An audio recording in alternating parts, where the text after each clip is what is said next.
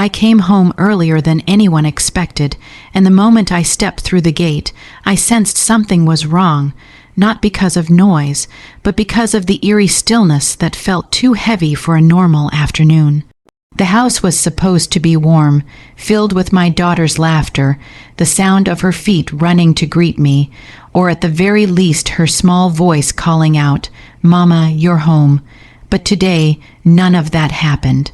Instead, a sharp instinct tugged at me, the kind only a mother recognizes, the kind that whispers your child is hurting. I set my bag down gently, afraid even the sound of it touching the floor would disturb whatever fragile moment was unfolding. When I glanced toward the living room, I noticed the curtains swaying slightly, as if a door or window had just been closed. For a second, I thought maybe she was playing hide, and seek again, her favorite little trick to surprise me. But even that thought felt wrong. There was no playful energy in the air, no excitement, no mischief. Something pulled me toward the balcony, a quiet force that felt like my daughter's unspoken cry. As I stepped closer, I heard it, the faintest sniffle, soft enough that someone else might have missed it, but not me. A mother hears her child's pain the same way a heartbeat feels its own pulse, automatic, undeniable. I opened the balcony door slowly, bracing myself without even realizing it, and there she was. My little girl, my bright-eyed 8-year-old, was curled up in the corner like she was trying to disappear into the wall.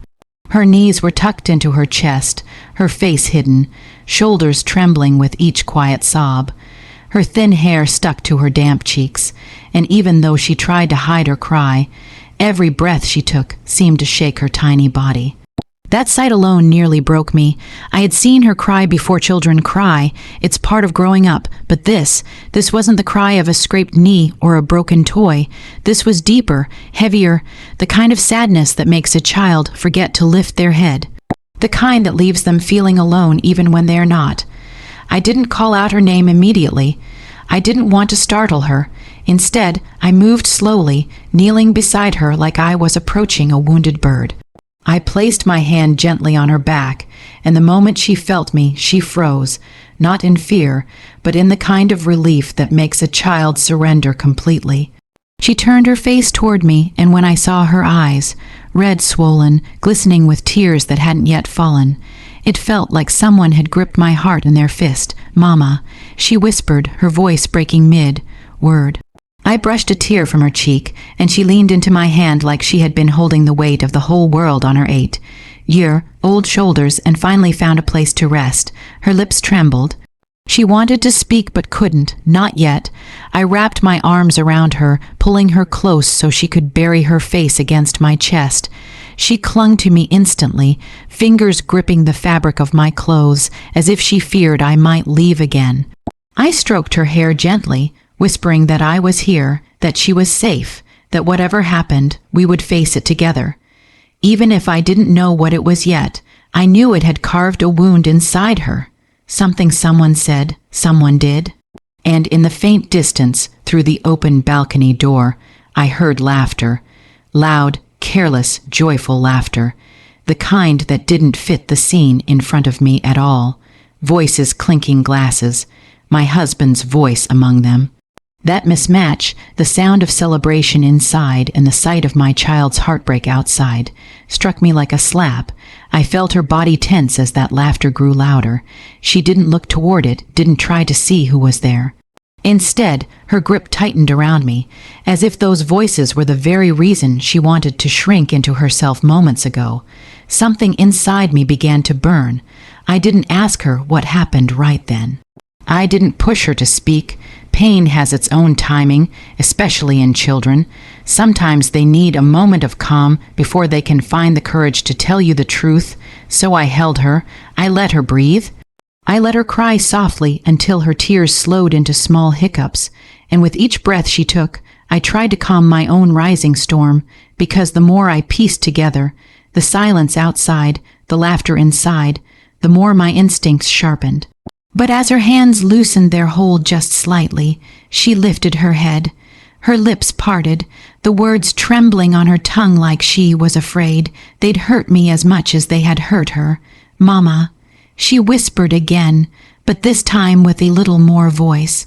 I didn't mean to make him mad. My breath caught. I cupped her face and asked softly, "Who, baby?" She swallowed hard, looked down, then whispered, "Dad." The word felt heavier than it should have. He was supposed to be her protector, her comfort, her home. Hearing that he was the source of her tears sent a sharp ache through me. "What did he say?" I asked gently. She stared at her small hands for a long moment, then murmured as if repeating a sentence she had replayed in her head again and again. He said I embarrass him." Her voice cracked at the end, like the sentence itself was too painful to carry. That was when the quiet inside me shattered. My daughter wasn't crying because of a small argument. She wasn't crying because she was scolded for being messy or loud. She was crying because the man who should have loved her without condition had made her feel like she wasn't good enough to be seen. She wasn't ashamed of what she did.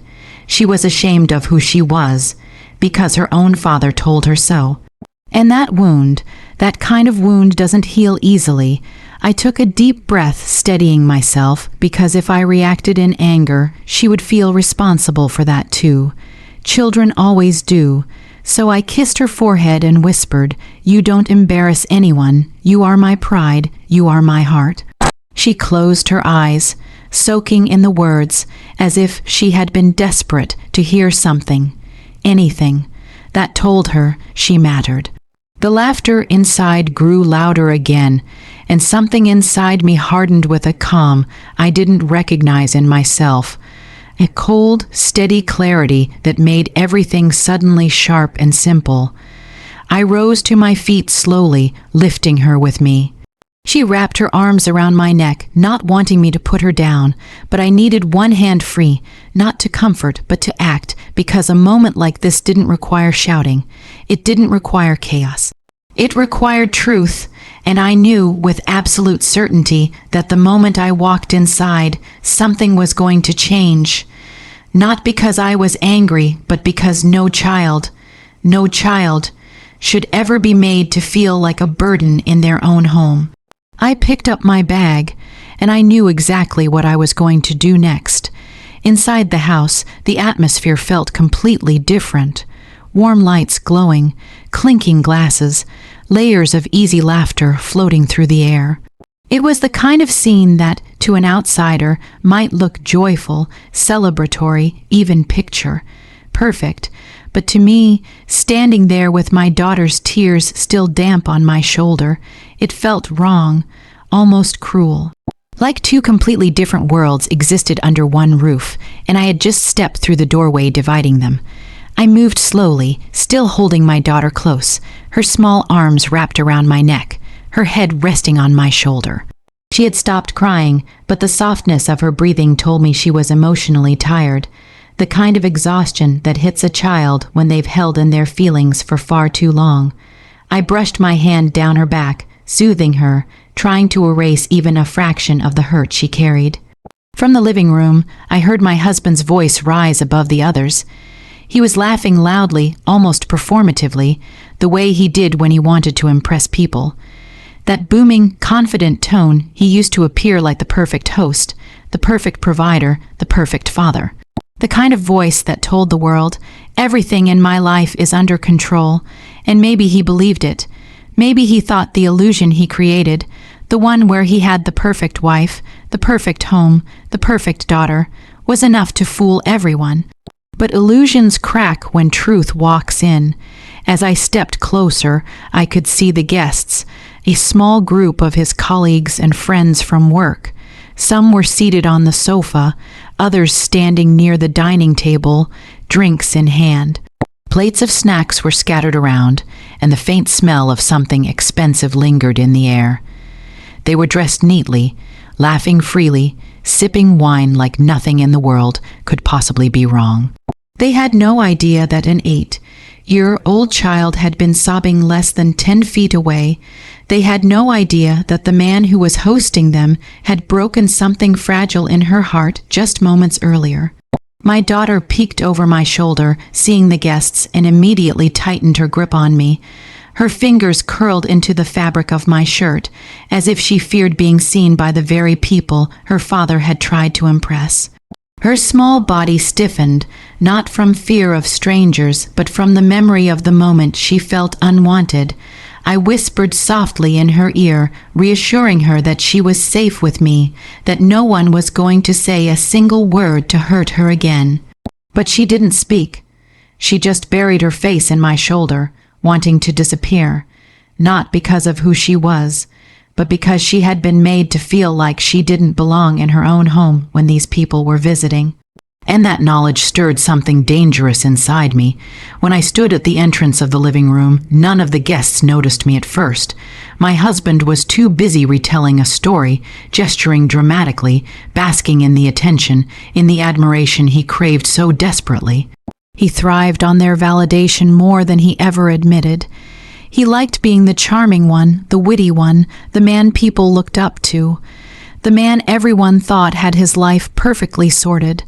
But what kind of man needs to tear down his daughter to feel bigger? What kind of father calls his own child an embarrassment? My daughter's earlier words echoed in my mind like a cut that kept bleeding. Dad said I embarrass him. Every syllable felt like a bruise against my chest. I shifted my weight, and the faint sound of my foot brushing the floor finally drew one guest's attention. A woman sitting near the sofa turned her head, and her smile widened politely at the sight of me, until she noticed the child clinging to me, her face still marked by tears. The woman's expression flickered for a split second, something like confusion or discomfort crossing her face, but she quickly masked it behind another polite smile. Then my husband turned. The moment he saw me standing there, messenger bag in one hand, our daughter in the other, his smile faltered. Just barely, but I noticed the faint twitch in his jaw, the subtle narrowing of his eyes, the almost imperceptible tension that tightened his shoulders. He recognized that something was off. He opened his mouth, perhaps to ask why I was home early, or perhaps to pretend he didn't know why our daughter looked upset. But before he could speak, one of his friends slapped him on the back, laughing, and he was pulled back into their conversation unwillingly, forced to continue the performance he had started. That was when the sharp contrast hit me fully. Inside this room, people were celebrating, unaware or unwilling to see, that a little girl had been humiliated moments before. My husband had raised glasses with them, toasted something meaningless, while his daughter had cried alone on a balcony, believing she wasn't good enough, even for him. The difference between the two scenes was almost violent. The joy in the living room felt artificial, forced, hollow. The pain on the balcony had been real, raw, and deeply human. And I stood at the intersection of both worlds, holding in my arms the only truth that mattered. My daughter was silent now, but I could feel the way her tiny fingers clung to me, the way her breathing hitched every time her father's voice rose. She didn't need to tell me she didn't want to face him. She didn't need to say she felt small or ashamed. Every little movement of her body told me everything I needed to know. I gently rocked her in my arms, my heart tightening further each time I thought of what must have happened earlier. Maybe she had asked him a simple question. Maybe she had laughed in a way he found inconvenient. Maybe she had just been standing there when he wanted to look flawless in front of his guests, and instead of remembering he was a father, he remembered he was a performer. Instead of treating her with love, he reacted with ego. Instead of guiding her with patience, he silenced her with humiliation. I felt a mixture of anger and sorrow swirl inside me, a storm I didn't want to unleash in front of the guests, but one I could no longer ignore. I glanced down and noticed a smear of her tears on my shirt, small but heavy in meaning. She had cried quietly, trying not to disturb anyone, trying not to draw attention, as if she believed even her sadness was too much. No child should ever learn to shrink themselves so early. My husband finally excused himself from the group and started walking toward me.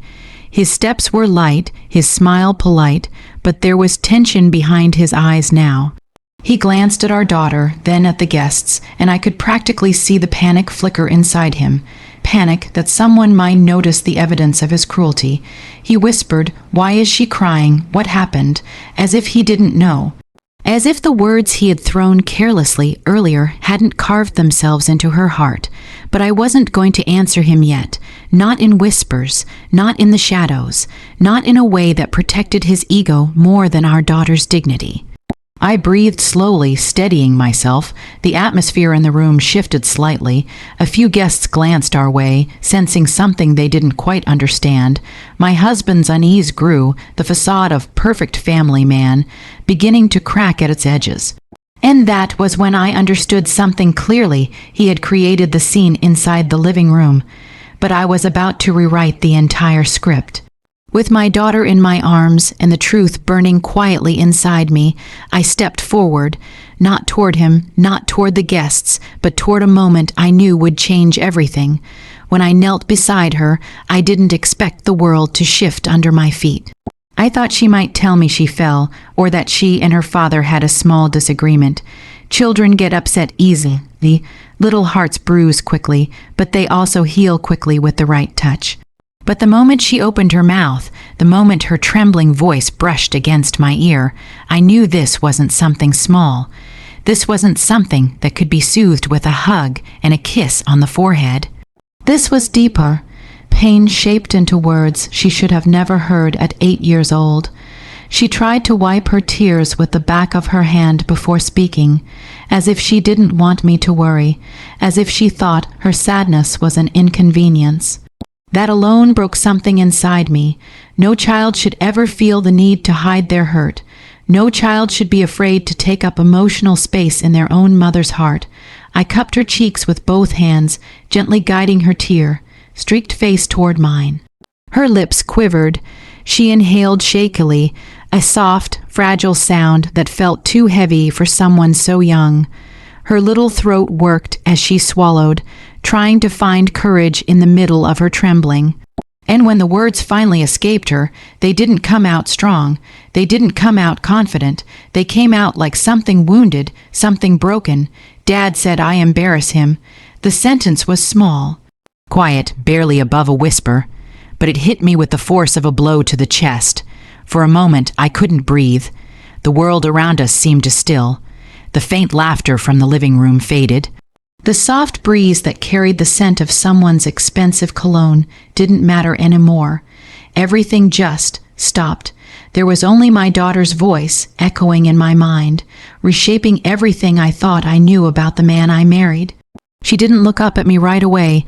Her eyes stayed fixed on her fingers, picking nervously at each other, twisting, fidgeting, desperately trying to keep busy so she wouldn't have to confront the weight of what she just said. Her shoulders trembled again, but this time she held her breath, trying to stop more tears from falling. "Mama, I didn't mean to embarrass him," she whispered, as if she had done something wrong, as if she needed to justify her existence. That was the moment something in me cracked, not with rage, not with an explosive reaction, but with a cold, quiet heartbreak that settled deep in my chest. How long had she been thinking like this? How many times had she swallowed her feelings because she didn't want to cause trouble? How many moments had her father dismissed her as an inconvenience rather than seeing her as the little miracle she was? I pulled her closer, pressing a gentle kiss to her forehead. Her skin was warm from crying, damp from tears she tried to hide. She melted into my arms, her body limp with exhaustion, as if hearing herself say the sentence out loud took the last bit of strength she had left. She didn't know what her words did to me. She didn't understand that her innocent sentence ignited something fierce inside me, something protective, something primal, but I didn't want her to see that storm yet. I didn't want her to think she was responsible for my anger. So I held her tighter, rocking her gently, letting her feel the rhythm of my breathing, grounding her, telling her without words that she mattered. She belonged, she was loved. Her small fingers curled around my shirt again, gripping it like a lifeline. She turned her face into my chest and whispered, "I just wanted to help him. I didn't know I was doing something wrong."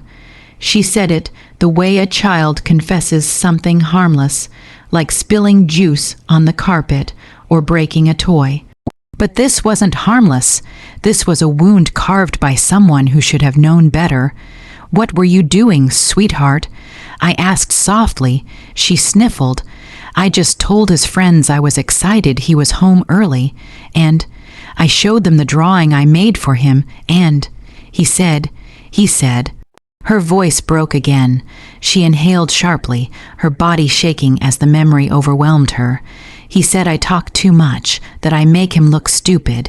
He told me to go away. He said I embarrass him in front of important people." My jaw clenched before I could stop it. This wasn't a misunderstanding. This wasn't a moment of frustration taken out on a child accidentally. This was cruelty wrapped in ego, delivered to someone too small to defend herself. I swallowed hard, forcing down the fury rising in me. She didn't need to see my anger. She needed to feel my love, my calm, my certainty. So I cupped her face again and gently wiped the tear sliding down her cheek. "Look at me," I whispered, her eyes lifted slowly, hesitant, afraid, searching for reassurance. "You could never embarrass me," I said softly but firmly. "You don't embarrass anyone. You are kind, smart, thoughtful, and so full of love. You are everything good in this world." Her eyes brimmed with fresh tears, not of pain this time, but of relief. She pressed her forehead to mine, breathing shakily, clinging to every word like she had been starving for them.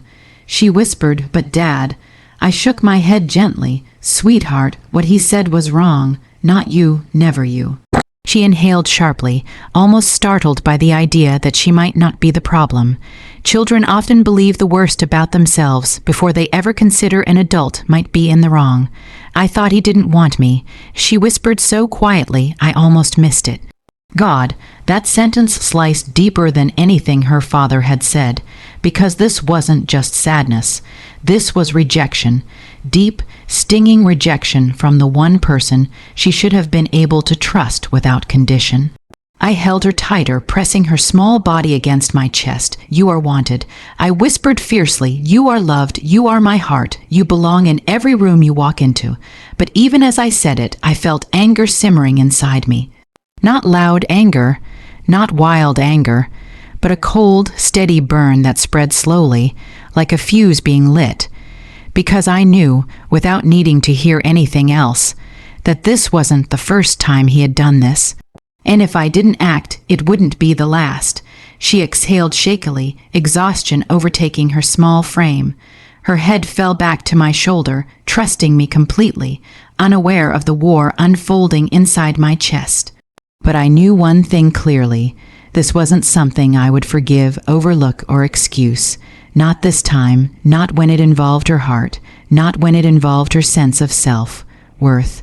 My daughter whispered again, barely audible, "Don't be mad at him, Mama. I don't want him to be upset with me." I closed my eyes for a moment. Even now, even after everything, she was worried about him. Not herself, not her pain him, and that was the moment I knew. I couldn't let this go. I couldn't pretend. I couldn't protect his image at the cost of her spirit. I kissed her forehead once more, whispering gently, "You don't need to worry about anything. Mama's here." But inside me, the line had been drawn, and by the time I stood up with her in my arms and looked toward the living room filled with laughter, something inside me had already begun to harden. He had hurt our daughter, and now everything was about to change. In that moment, as I held my daughter close and felt her small body trembling against mine, something within me shifted, not with a sudden explosion of anger, but with a slow, powerful clarity that spread through me like a tide rising with purpose. There are moments in a mother's life when instinct becomes a force, when love becomes armor, and when silence becomes impossible. This was one of those moments. I didn't roar, I didn't break, I didn't crumble. Instead, a quiet, steady knowing settled into me like a door unlocking from the inside. A mother knows when it's time to comfort. A mother knows when it's time to protect. But there comes a moment, a sharp, defining moment, when a mother knows it's time to stand. I looked down at her, my little girl, still curled into me as if she were trying to hide from the world. Her small fingers were wrapped around the fabric of my shirt, clinging with a desperate trust I felt all the way down to my bones. The soft hiccups in her breathing told me she was trying to stop crying, not because she was okay, but because she didn't want to make things harder for me. Even in her pain, she was trying to be careful. That broke me and rebuilt me at the same time. I brushed my hand through her hair, smoothing it gently as I whispered something small and soothing, not because words could fix everything, but because she needed to hear the sound of love right now. Her head nestled against my shoulder, her breath warm and uneven, her heart beating quickly like a frightened bird. "SHH, sweetheart, Mama's here," I murmured, but inside my chest a different voice was rising. Not soft, not soothing, something firmer, something older, something ancestral. It was the voice of every mother who had ever watched her child be hurt and knew it was time to act. I inhaled slowly, grounding myself, because what I felt inside was not anger that made me reckless. It was anger that made me clear, sharp, focused, a kind of clarity that didn't shake, a clarity that didn't panic. A clarity that simply said, "This is wrong and I will not let it continue." My daughter lifted her head slightly, her eyelashes still damp, her eyes wide and searching. "Mama, are you mad?" she whispered. Her voice broke at the end, as if she feared she had caused trouble by telling me the truth. I kissed her forehead, lingering there for a moment. "Not at you, baby," I whispered, "never at you." She blinked slowly, trying to read my eyes, trying to understand what I meant. Children feel things more deeply than they understand them. She could sense the shift in me, but she didn't know what it meant. "Mama's not mad." I whispered again, but this time my voice carried something stronger. "Mama's awake." She didn't understand the meaning, but she felt the intention. She sighed, a small, trembling sigh, and pressed her face back into my shoulder. That was the moment I stood. I rose slowly, carefully, making sure her arms stayed wrapped around me and her weight stayed supported.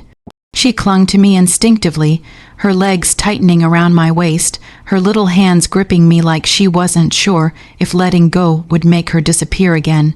As I straightened my back, I felt it, the shift. The moment I stopped being simply her comfort and became her protector. It wasn't dramatic, it wasn't loud, it was quiet, controlled, certain. I pulled my shoulders back, grounding myself in a strength that felt ancient, inherited, unbreakable. The kind of strength that told me, "You will not look away, you will not stay silent, you will not let this wound become her identity."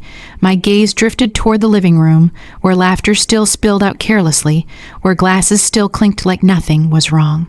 The sound grated against something in me, not because of the noise, but because of the hypocrisy. How could a celebration be happening in one room while my daughter cried alone in another? What kind of father made his child feel like a burden just to impress people whose names she wouldn't even remember?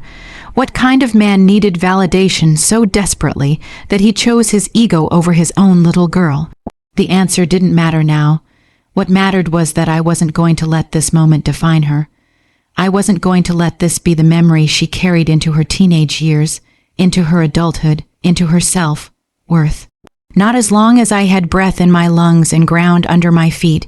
I took a step toward the living room, just one step, but that step felt heavy with meaning. It was the step of a mother who had decided she was done watching quietly. The step of a woman who had realized she didn't need to shout to be heard. The step of someone who had carried enough hurt, enough silence, enough pretending. My daughter nestled closer as we moved, her breath warming my neck. She trusted me completely in that moment, unaware of the storm building behind my calm exterior.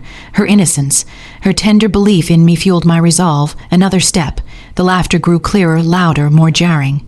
It felt like every cheerful sound in that room had been built on top of her tears, on top of her pain, on top of words that should have never been said to a child. Another step. My heartbeat steadied, not with fear, not with hesitation, but with determination. The mother in me was fully awake now, alert, protective, unwavering. There was no turning back. There was no maybe later. There was no not now. When a child is hurt, a mother rises, always, another step. I could see the doorway now, the warm lights spilling into the hallway like nothing was wrong, like everything was perfect, like a picture from a magazine, beautiful, empty, staged. But real homes aren't measured by the laughter in the living room. They're measured by the tears in the corners no one else sees. And in that moment, my daughter's tears mattered more than any guest, any toast, any illusion of a perfect evening. As I walked forward, something inside me felt sharpened, honed, almost peaceful, not because I wasn't angry, but because I knew exactly who I needed to be.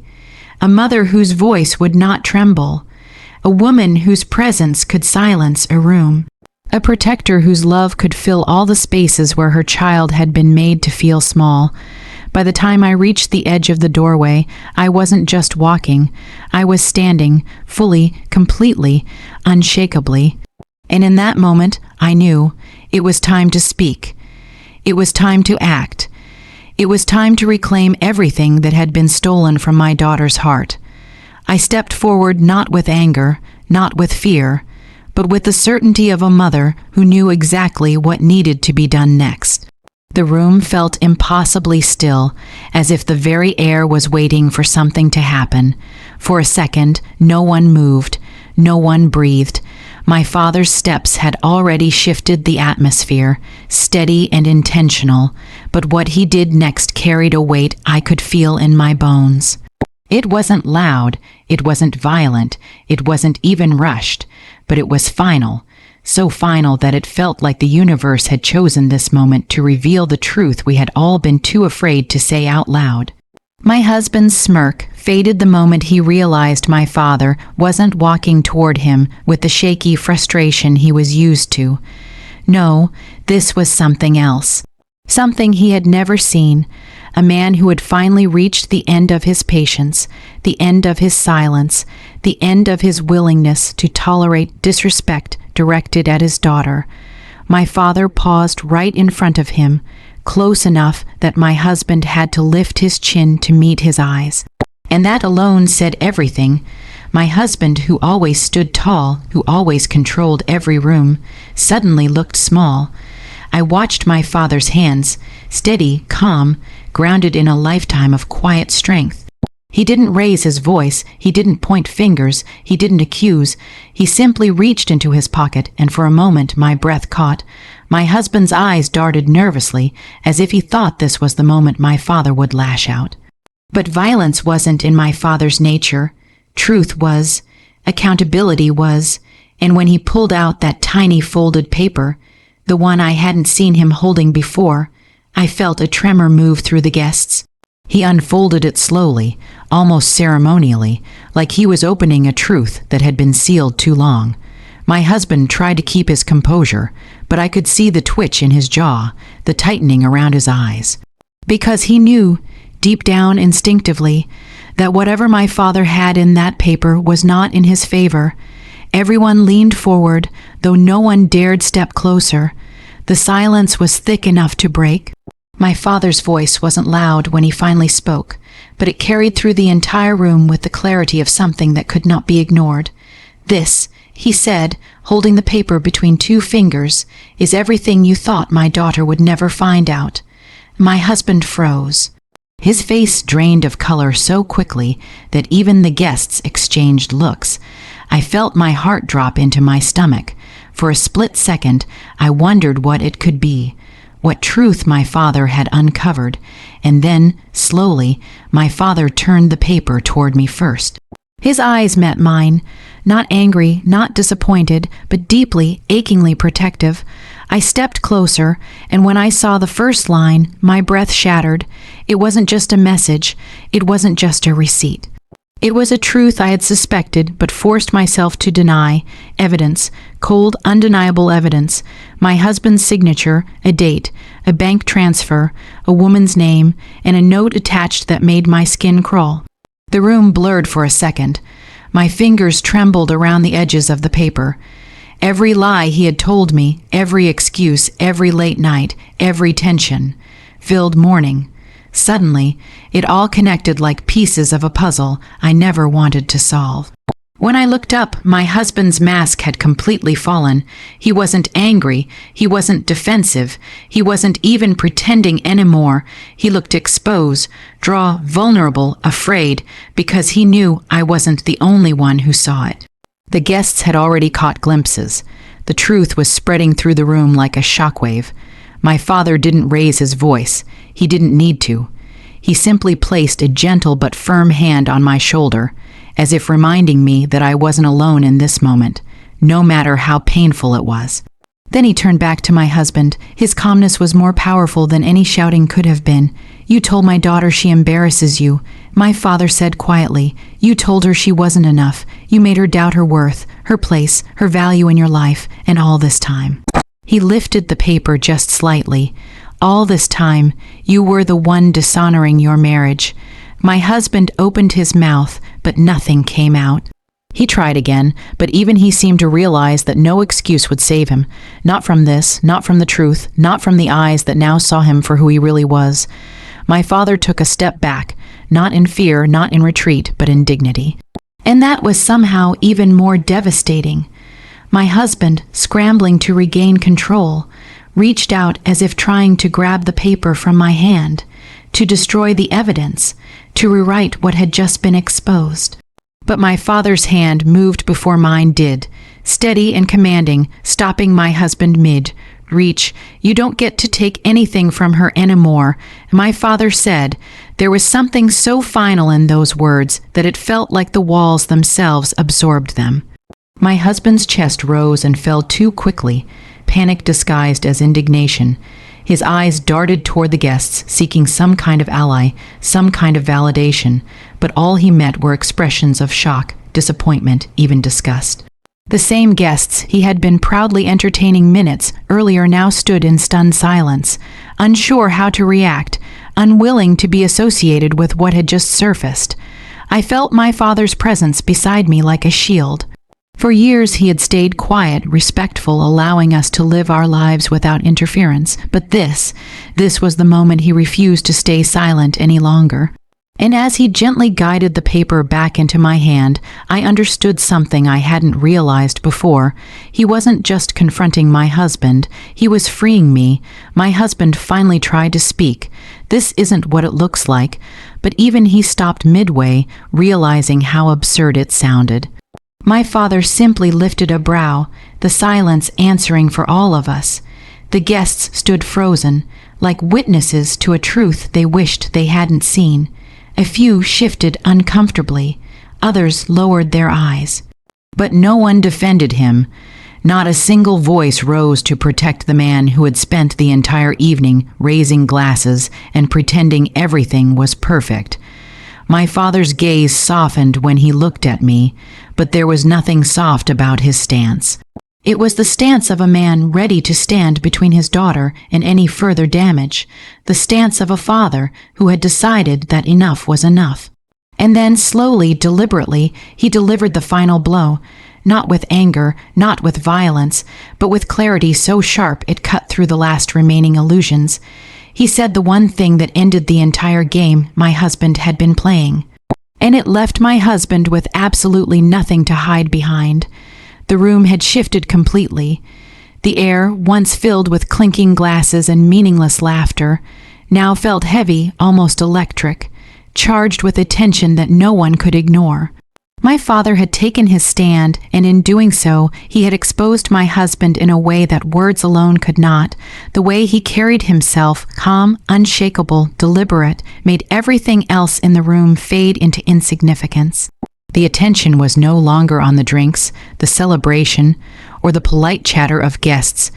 It was on the truth that had finally been revealed, and my husband, who had spent so long hiding behind charm and bravado, could no longer control it. I could see the panic building in him, subtle at first, then undeniable, his hands clenched slightly, his jaw tight, his eyes darting from my father to me, then back to the guests. He knew he had been caught. He knew there was no smiling his way out of this. The smug confidence he had carried for years evaporated like mist, leaving only vulnerability, of vulnerability he had never been willing to show before. My daughter, still clinging to me, looked up with wide eyes, sensing the change in the air. She didn't yet understand what was happening fully, but she knew instinctively that this was important, that her mother and grandfather were now standing for her in a way that would shape her life forever. She buried her face back into my shoulder, drawing comfort from my steady heartbeat, from the warmth of my presence.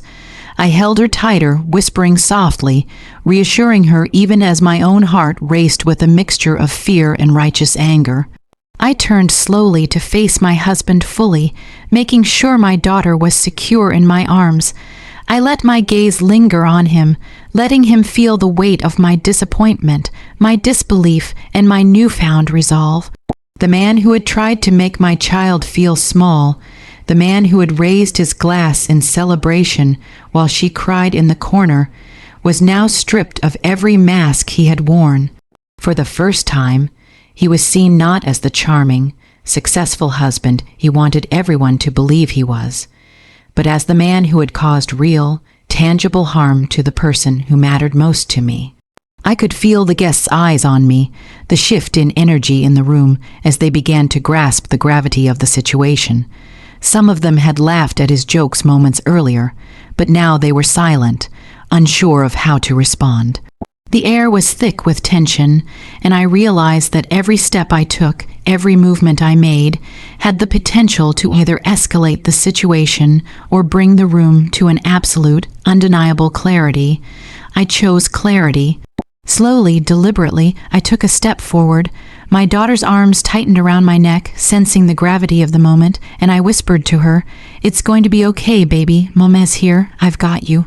She nodded against my shoulder, still quiet, still trusting, and it strengthened my resolve. I couldn't let him intimidate her any longer. I couldn't let his ego, his arrogance, or his need to appear perfect in front of others continue to harm her. I placed my bag on the nearby table, the subtle sound echoing in the sudden silence. My husband's eyes flicked toward it nervously, unsure of what I intended, but I wasn't moving with threat or anger. I was moving with purpose. The papers inside that bag, the evidence I had collected over weeks, were not just for me. They were for her, for the truth, and for the future I would no longer allow him to control. I reached slowly, deliberately, and pulled out the first item. The room seemed to hold its breath. The guests, unsure of what was happening, leaned in slightly, their earlier smiles fading as they sensed the seriousness of the moment. My husband's jaw tightened further. He knew, just as I knew, that the game he had been playing for years was over. I held the evidence in my hand, letting the weight of it sink in for him and everyone else present. My father's steady presence beside me amplified the impact. He didn't need to say a word. His gaze alone told my husband everything he needed to know, that I was supported, that I was protected, and that my daughter's well-being was no longer negotiable. Slowly, I let the papers fall open, revealing every detail that had been hidden behind lies, excuses, and deceit. My husband's eyes widened as he read, his lips parting slightly, but he couldn't find words. For the first time in years, he was confronted with something irrefutable, proof of his actions undeniable and visible. There was no hiding behind charm, no deflecting, no minimizing. The evidence spoke louder than any excuses he could possibly muster.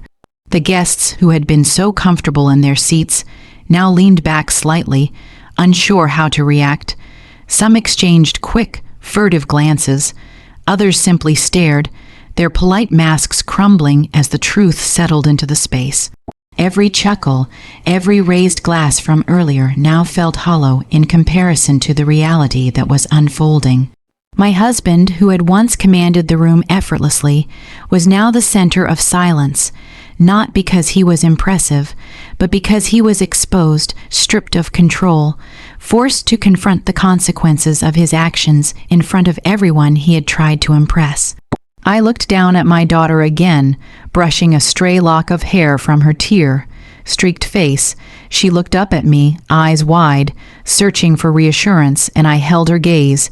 "You are safe," I whispered, my voice steady, filled with certainty. You are loved. You are not the problem, never the problem. She nodded slightly, and the relief in that small gesture gave me the courage to continue, to make the next move that I had been preparing for in my mind for weeks. I turned back to my husband fully, letting the weight of my presence, my father's presence, and the truth we now held overwhelm the room. "This ends tonight," I said, my voice calm but firm, carrying over the stunned silence. No more lies, no more hiding, no more hurting her. Each word was deliberate, each syllable measured, echoing with the authority that comes not from anger but from certainty and love. He opened his mouth, but no words could form.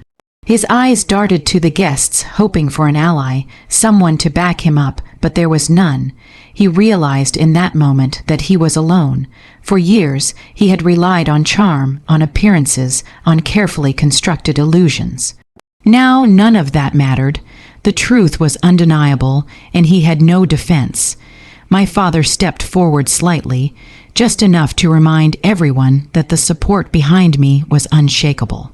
His calm authority, his measured gaze, and the quiet strength in his posture made it clear that there would be no compromise, no negotiation, and no escape for my husband from the consequences of his actions. Every guest in the room could feel it, the weight of a family's protection, the power of truth, and the inevitability of accountability. My daughter, still holding on to me, pressed closer, and I felt the shift fully. I was no longer simply her mother comforting her. I was her shield, her voice, her power. I could see the recognition in her eyes, the understanding that we were no longer at the mercy of someone who had belittled her, who had made her feel small. That realization, fragile and powerful all at once, made my heart swell with a fierce, protective love. I held my husband's gaze steadily. He could no longer look away, no longer hide behind charm, no longer manipulate the room. The evidence was undeniable, the support unshakable, and the truth had finally been revealed. Every lie he had told, every dismissive word, every act of cruelty that had caused my daughter's pain was now laid bare for all to see. And for the first time, I felt the scales tip in my favor, in her favor, in the favor of justice and dignity. The silence lingered, thick and almost unbearable, as the room absorbed the magnitude of what had happened. My father's steady presence, my unwavering stance, and the evidence I held created a moment of reckoning that could not be ignored. My husband shifted uncomfortably, realizing that the life he had carefully constructed, the image he had projected, and the control he had maintained over us were now shattered. And in that silence, I felt the first real sense of relief, not for revenge, not for satisfaction, but for the knowledge that my daughter's pain would no longer be dismissed or ignored. I could feel the room watching, holding its breath, waiting to see what would happen next. But I knew exactly what needed to happen. The truth had been revealed, the lies had been exposed, the harm had been witnessed, and now the responsibility for the next steps rested firmly on the shoulders of the person who had caused the pain. The moment I walked toward the guests, I felt a surge of purpose that steadied me in a way I had never experienced before. Each step was deliberate, each movement controlled, and yet beneath it all, there was a quiet fire burning, a fire fueled not by anger, but by love, by protection, and by the fierce need to right a wrong that had been allowed to fester far too long.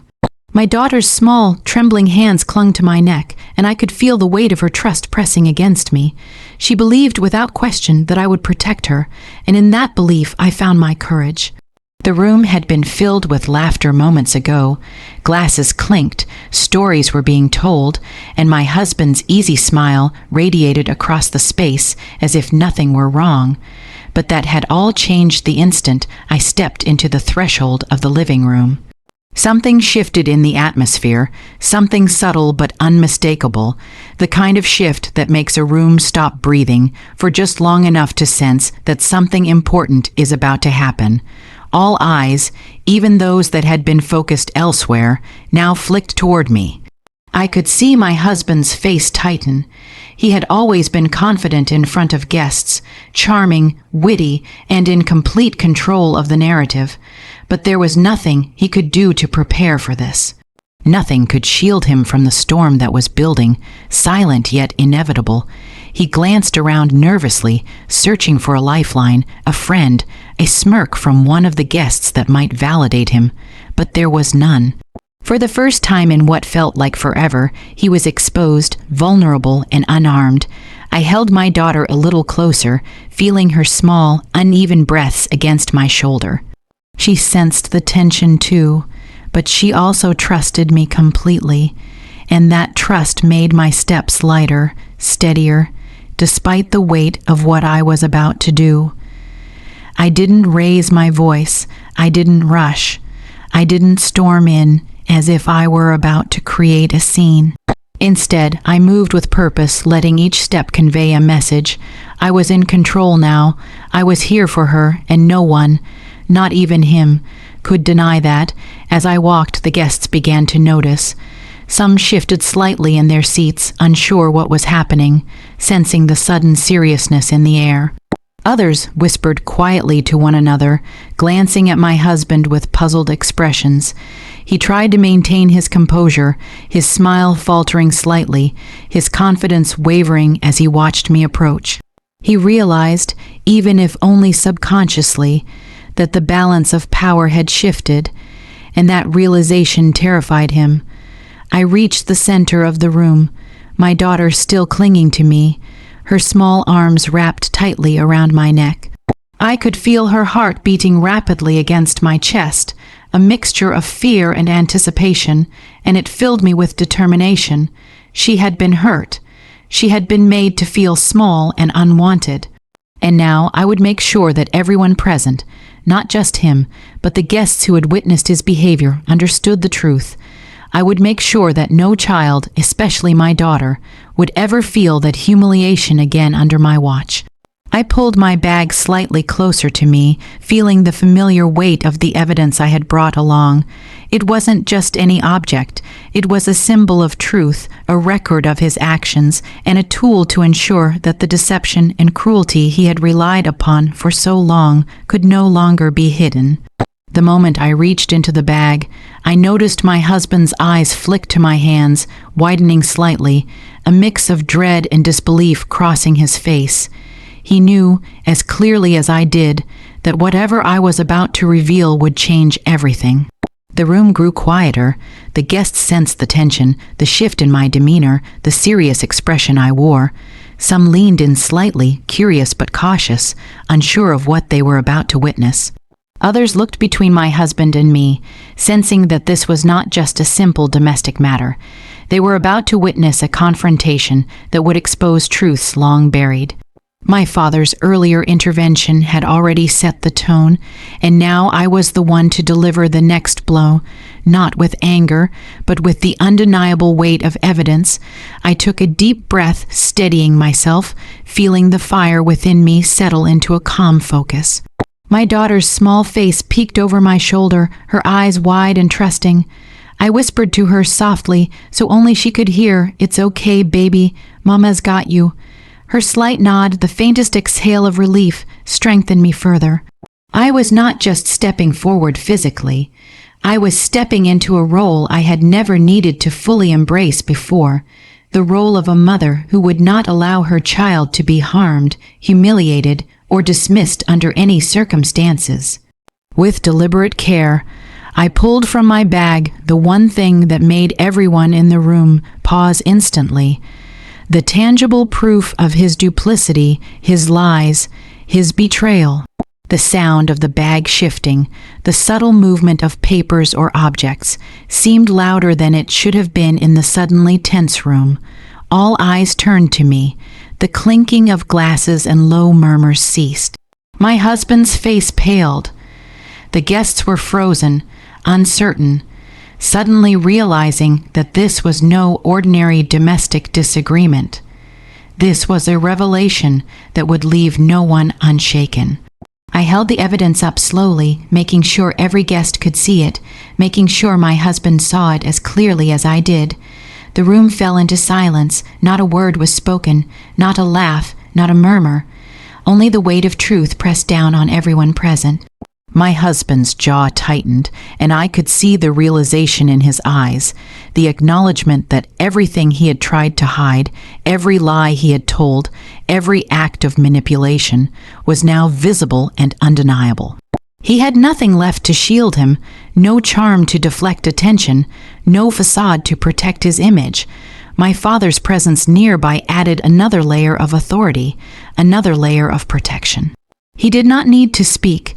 His silent support, his steady posture, and his unwavering gaze made it clear that I was backed, that my daughter was defended, and that justice, however delayed, had finally arrived. Every guest in the room could feel it, the weight of accountability, the certainty of truth, and the finality of exposure. I stepped a little closer to the center of the room, my daughter secure in my arms, and let the papers fall open, revealing the details that had been hidden for too long. My husband's eyes widened as he read, unable to hide his shock and guilt. The guests murmured softly among themselves, exchanging glances that confirmed what they were seeing. The carefully constructed image of a perfect husband, a charming host, and a successful man had been shattered in an instant. My husband was exposed, vulnerable, and powerless in a way he had never experienced before.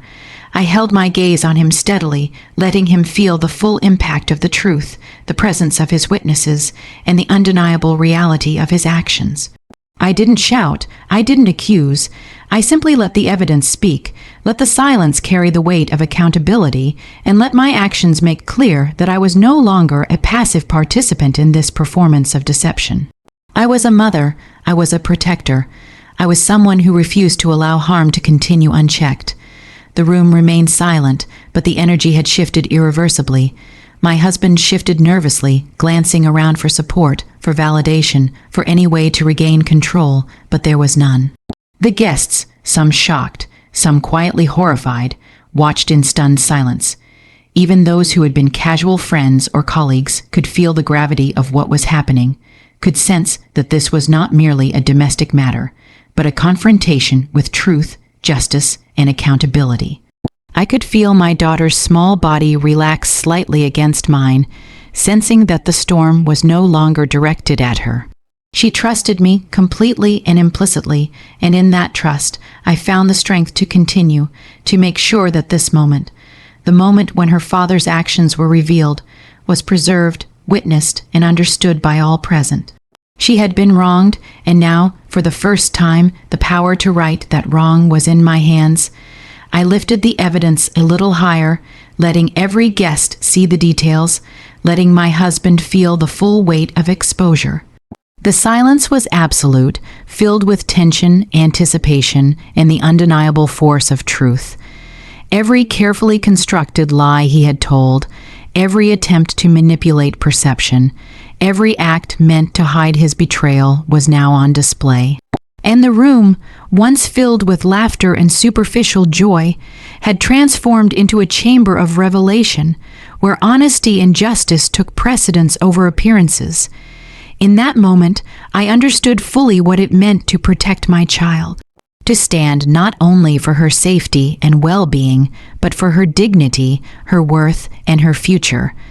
I was no longer simply a mother comforting a hurt child. I was the voice of truth, the guardian of justice, and the force that ensured that no deception, no cruelty, no humiliation would go unchecked. And my husband, for the first time, could do nothing to stop it. The moment I stepped toward the guests, carrying my daughter close to me, the atmosphere in the room shifted almost imperceptibly at first, but then unmistakably. It was subtle, a pause in the laughter, a quieting of conversation, but it was enough. All eyes slowly turned toward me, drawn by the sudden tension that seemed to radiate from my every movement. The warmth of the room, once light and jovial, felt heavy now, like the air itself had thickened with anticipation, and I knew that everything was about to change. My daughter clung to me, her tiny hands gripping my shirt, her head resting against my shoulder. She was still trembling slightly. the echoes of her earlier crying still evident in the soft rise and fall of her chest.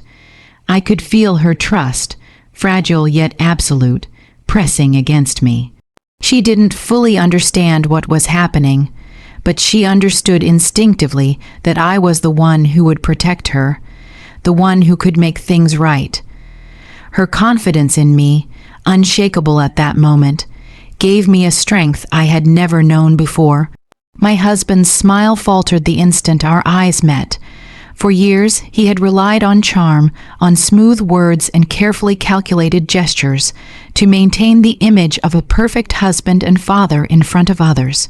But now he was confronted with something he could not charm, could not manipulate, and could not ignore.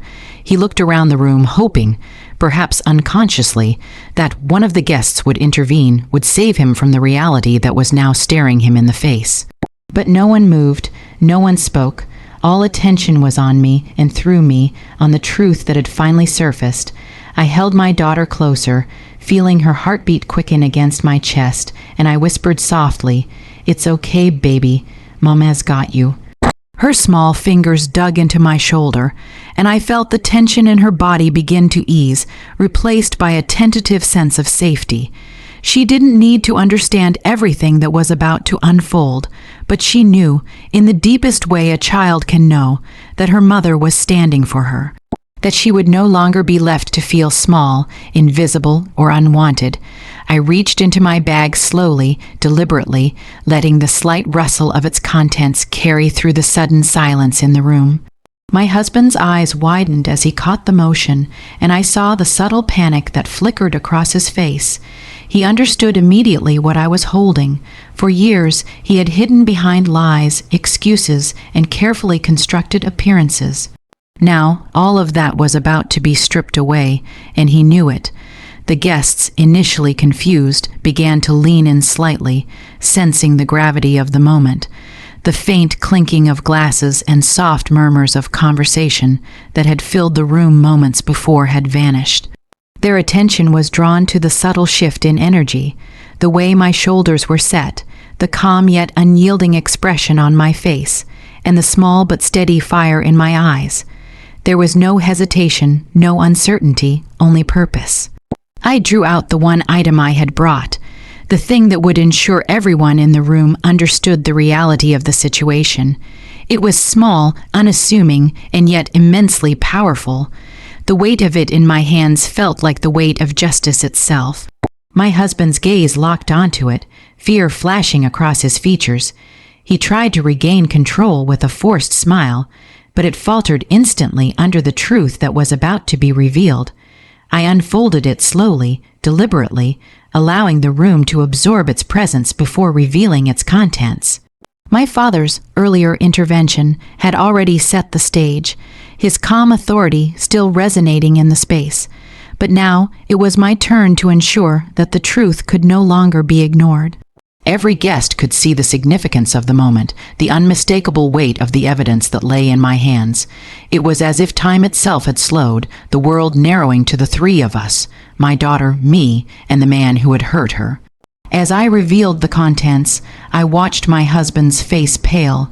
He opened his mouth to speak, to deny, to deflect, but the words caught in his throat. The evidence was irrefutable. The truth was undeniable. And for the first time in years, he was completely powerless in the face of it. The carefully maintained facade of the perfect husband, the charming host, the confident father, had crumbled entirely, leaving him exposed and vulnerable in a way he had never been before. The guests, some shocked, some silently horrified, took in what was before them. No one intervened, no one tried to minimize or excuse the actions that had been revealed. They were witnesses now, not just to the exposure of deceit, but to the power of a mother standing resolute for her child. The atmosphere was electric with tension, but it was not a storm. It was a quiet, unwavering force built on truth, justice, and protection. I turned my gaze back to my daughter, who had been watching closely, her eyes wide and trusting. She was still small, still trembling slightly, but there was a change in her expression, a flicker of recognition that the power had shifted, that the injustice she had endured would no longer be tolerated. I whispered again, softly, "It's okay, baby. You are safe. Mama's got you." She pressed closer, her confidence in me unwavering, and that gave me the courage to continue. I held the evidence higher, letting every guest see the undeniable truth. The silence in the room was now absolute, heavy with realization. My husband could not look away. He could not charm, bribe, or manipulate his way out of the situation. The room was no longer under his control. Every lie, every manipulation, every act that had caused my daughter pain was now visible, undeniable, and witnessed by all. I saw a flicker of desperation cross his face. He reached out, perhaps instinctively, as if trying to snatch the evidence away, to erase the truth, to reclaim the control he had lost. But my father's steady presence beside me was a reminder that nothing could undo what had been revealed. The papers remained in my hands, the truth unshakable, and the power shifted irreversibly. I felt my daughter relax slightly against me, sensing that her mother was in command, that the storm had turned in our favor. She didn't need to understand every detail, every implication. She simply needed to know that she was protected, that she was believed, that the harm she had suffered would no longer be ignored. And in that trust, I found my own strength, a resolve that went deeper than fear, anger, or frustration. The room remained silent, but the energy had shifted irreversibly. My husband, once confident and commanding, was now exposed, powerless, and acutely aware of the consequences of his actions. The guests, some shocked, some quietly horrified, bore witness to the power of truth, the strength of protection, and the unwavering force of a mother standing for her child. In that moment, nothing else mattered.